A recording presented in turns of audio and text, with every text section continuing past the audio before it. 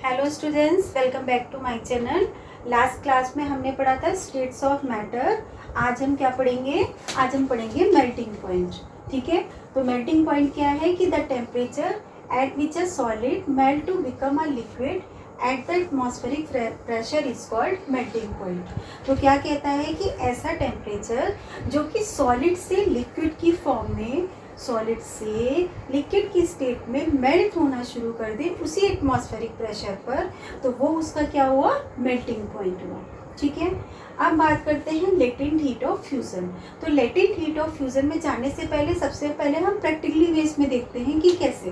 देखिए, अगर हमने सपोज कोई बीकर लिया, ठीक है, बीकर में हम क्या भर रहे हैं? आइस भर रहे हैं। बीकर में हमने क्या भरी? आइस भर दी। ठीक है, अब आइस भरने के बाद हमने क्या किया? इसको फ्लेम पे लगा दिया। ठीक है, इसके नीचे हमने क्या जला दी? फ्लेम जला दी, है ना। अब सबसे पहले हमें पता होना चाहिए कि आइस का टेम्परेचर क्या होता है। आइस का टेम्परेचर होता है आपका 0 डिग्री सेंटीग्रेड। ठीक है, अब हम क्या करेंगे? इसमें लगाएंगे थर्मामीटर। अब हमने लगा दिया थर्मामीटर, तो हमने थर्मामीटर में देखा कि आइस का टेम्परेचर ये क्या दिखा रहा है? 0 डिग्री सेंटीग्रेड दिखा रहा है। ठीक है, अब क्या हुआ? आपकी यहाँ से फ्लेम जल रही है, आइस क्या कर रही है? मेल्ट होनी शुरू हो रही है, जो कि मैंने आपको यहाँ पे बताया था कि सॉलिड से लिक्विड में मेल्ट हो रही है। तो आइस यहाँ मेल्ट हो रही है, लिक्विड की फॉर्म में आ रही है, उसके बावजूद भी टेम्परेचर क्या आ रहा है आपका? 0 डिग्री सेंटीग्रेड। ठीक है, फिर आपने क्या देखा कि हीट के कारण इसका टेम्परेचर क्या हुआ? इंक्रीज नहीं हुआ। तो किस कारण इंक्रीज नहीं हुआ? Because latent heat of fusion. तो यही हमारी कह रहा है कि लेटेंट हीट ऑफ फ्यूजन क्या कहता है कि the amount of heat energy is required to change 1 kilogram solid into liquid as it melting point is called latent heat of fusion. तब क्या कह रहा है कि इतनी हीट जो कि 1 किलो सॉलिड को लिक्विड की फॉर्म में चेंज कर दे, तो वो क्या हुआ? उसका latent heat of fusion. So अब हम बात करते हैं बॉइलिंग पॉइंट की। The temperature at which a liquid starts boiling at the atmospheric pressure is known as it boiling point. ऐसा टेम्परेचर जिसमें लिक्विड जो है क्या है? स्टार्ट होकर बॉयल होना शुरू कर दे, वेपर्स की फॉर्म में दिखाई दे उसी टेम्परेचर पर, एटमॉस्फेरिक टेम्परेचर पे, तो वो उसका क्या हो जाएगा? वो उसका होगा बॉइलिंग पॉइंट आपका। ठीक है, अब बात करते हैं हम लेटेंट हीट ऑफ वेपराइजेशन। तो ये क्या कह रहा है? तो इसको भी हम सबसे पहले प्रैक्टिकली समझेंगे। क्या समझेंगे कि सबसे पहले हमने एक बीकर लिया, ठीक है, बीकर में हमने क्या करा? वाटर रखा। ठीक है, अब हमने इसके नीचे क्या करा? फ्लेम लगाई। इसके नीचे हमने क्या किया? फ्लेम लगा दी। ठीक है, अब हमने इसको हीट करना शुरू करा और हमने इसके अंदर डाल दिया थर्मामीटर। अब आपको एक बात पता होना चाहिए कि वाटर का जो बॉइलिंग पॉइंट होता है वो होता है हमारा 100 डिग्री सेंटीग्रेड। ठीक है, अब हम क्या देख रहे हैं कि लिक्विड से, हमने यही तो पढ़ा है आपको कि लिक्विड स्टार्ट होकर बॉयल होना शुरू कर दे। तो आप ये देख रहे हो कि पानी हमारा क्या हो रहा है? बॉयल हो रहा है। ठीक है, बॉयल होकर वो वेपर की फॉर्म में आपको दिखाई दे रहा है। ठीक है, ये क्या हो रहा है? वेपर की फॉर्म में आ रहा है, फिर भी इसका टेम्परेचर जो है वो 100 डिग्री सेंटीग्रेड से ज़्यादा नहीं हो रहा। तो वो उसका क्या है? Latent heat of vaporisation. वही हम पढ़ते हैं कि the amount of heat energy required to change 1 kilo of liquid to vapour at atmospheric pressure, तो at this boiling point is called latent heat of vaporisation. तो ये इसका क्या है? वेपोराइजेशन। क्या करा हमने? लिक्विड को वेपर के रूप में, वेपर की फॉर्म में देख रहे हैं हम उसी एटमॉस्फेरिक प्रेशर पे, तो वो उसका क्या हो गया? Latent heat of vaporisation. Now effect of change of pressure on the matter. On applying pressure the particles of matter can be brought close together. क्या कह रहे हैं कि प्रेशर अप्लाई करते हैं जब, तो मैटर के पार्टिकल्स क्या होते हैं? वो बहुत पास पास आ जाते हैं। फिर स्टेट जो होती है मैटर की उस समय चेंज हो जाती है।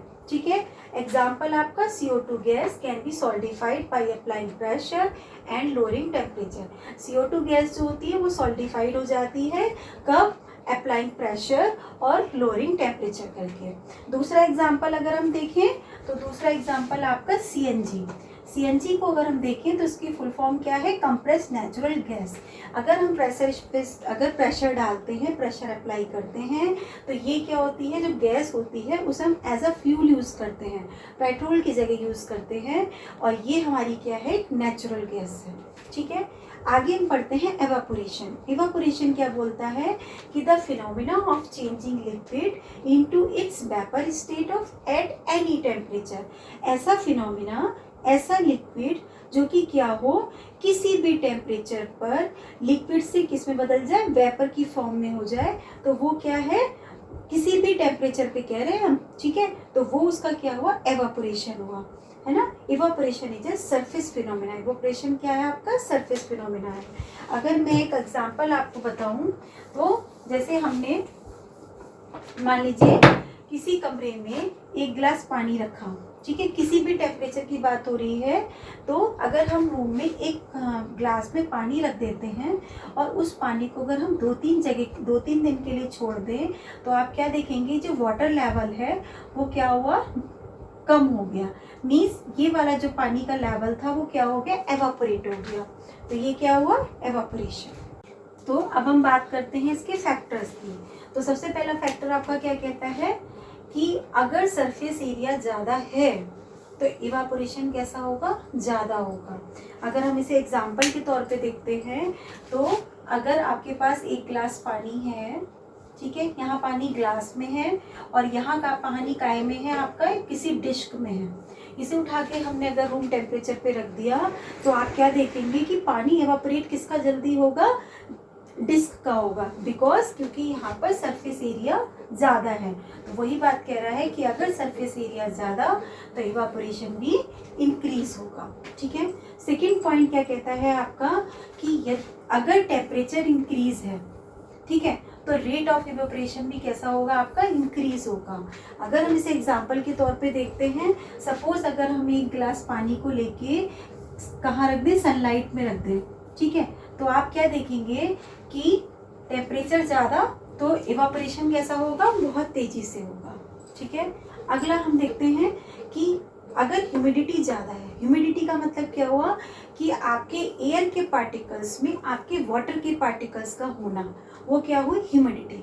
अगर ह्यूमिडिटी ज़्यादा है तो रेट ऑफ इवेपोरेशन कैसा हो जाएगा, कम हो जाएगा, क्योंकि वहाँ पर एयर के पार्टिकल्स कम है और वाटर के पार्टिकल्स ज़्यादा है। ठीक है, अगला क्या है आपका कि अगर विंड स्पीड का लेवल इंक्रीजिंग लेवल पर है तो रेट ऑफ इवेपोरेशन कैसा हो जाएगा, इंक्रीज हो जाएगा। इसको अगर हम एग्जांपल के तौर पे देखते हैं, अगर हमने कपड़े धो के डाले, ठीक है, अगर हमने कपड़े धो के डाले तो आपने क्या देखा, अगर विंड स्पीड ज़्यादा है तो कपड़े आपके तेज़ी से सूखेंगे, क्योंकि वहाँ पर इवेपोरेशन कैसा हो जाएगा, तेज़ हो जाएगा, यानी कि इंक्रीजिंग लेवल पे होगा। ठीक है, अब evaporation causes a cooling effect.